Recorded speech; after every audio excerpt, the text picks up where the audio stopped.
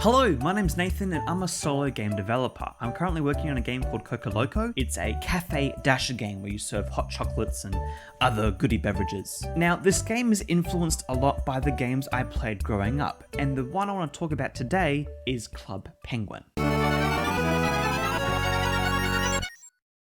And I guess today I want to think out loud a little about what made Club Penguin so good. Because I feel like a lot of people these days talk about, certain things that we loved back in the day, which unfortunately is where we're at now. And a lot of the defenses I've heard people say is, well, you didn't have Minecraft back then. You didn't have Roblox, Club Penguin was good for its time, but, it's aged. You can't do as many things. It's a very static MMO, which I disagree with. But the more I go back and look at its development, I realize that since its closure and kind of reopening, there hasn't been a space on the internet quite like it. And I think what the developers had back then when they were working on it was just an absolute gem of a game. Creating a space in the early 2000s that was safe for children to be on was in of itself a very difficult task. And I've seen this, in games like Roblox where you're like, wow, this is not a safe space for children.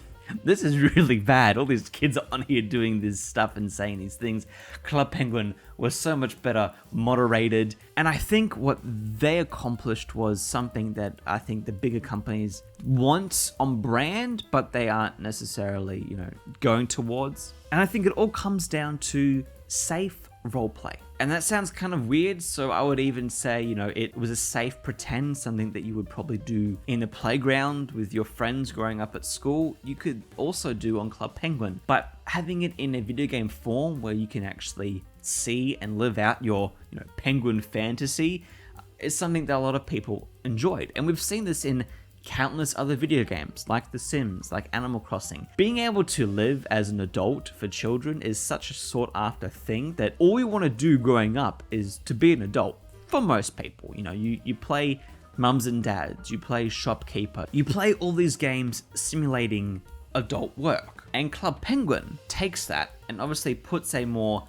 fun, childlike spin onto it, because they incorporated things like being able to go behind counters, ordering pizzas, being able to sit at tables and chairs. You didn't actually need to have actual waiters going to give you food.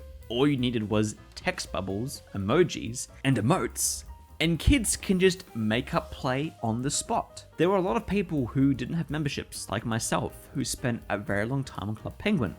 And it was doing things like visiting friends, going to igloo parties, or hanging out in certain areas. Playing the mini games, I think, kind of helped pick up when the pace was down. But the core elements, I think, were when you were doing snowball fights, or when everyone was using the jackhammer on the corner of the iceberg. They were these elements in the world that were static. Being a DJ at the disco, you couldn't really do much, and dancing on the dance floor, you couldn't really do much, but the absence of that was made up by our imaginations. Club Penguin was able to draw us in with its cozy cuteness and aesthetic, but actually left room for our child's imagination. Being a secret spy agent was cool, and doing the missions were always fun, but it was the fact that you were in a certain area and you'd make up stories with friends you'd talk with.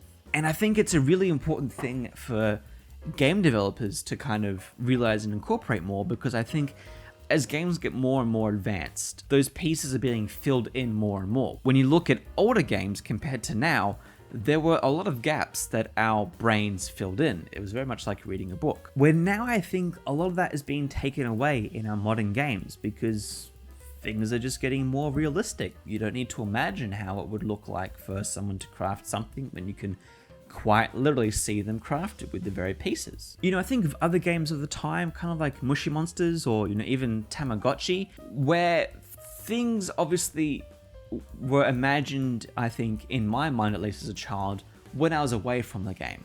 When my Tamagotchi was away from me, it was out playing, it was doing its thing, it was sleeping, it was chilling, it was doing whatever. But then when I was actually playing it, I could see what it was doing. And what it was doing wasn't much.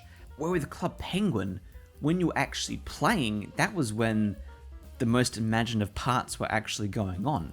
When you would meet with people and talk with people, and I would see people all the time when like a pink penguin would go to a blue penguin or whatever, and they'd do love hearts, and then they would do like angry faces and happy faces, and then angry faces, and then sad faces, and then like broken hearts, where it's like, whoa, these are just emojis, and these penguins are just like emoting a little bit. But so much of my imagination as a kid was like, oh, they fell in love and they were happy together, but then there was a miscommunication on something, or someone was mean to someone else, and like there was a breakup, and all this other stuff happens. And as a kid, you're like, wow, this game's incredible, but you just made it all up in your head.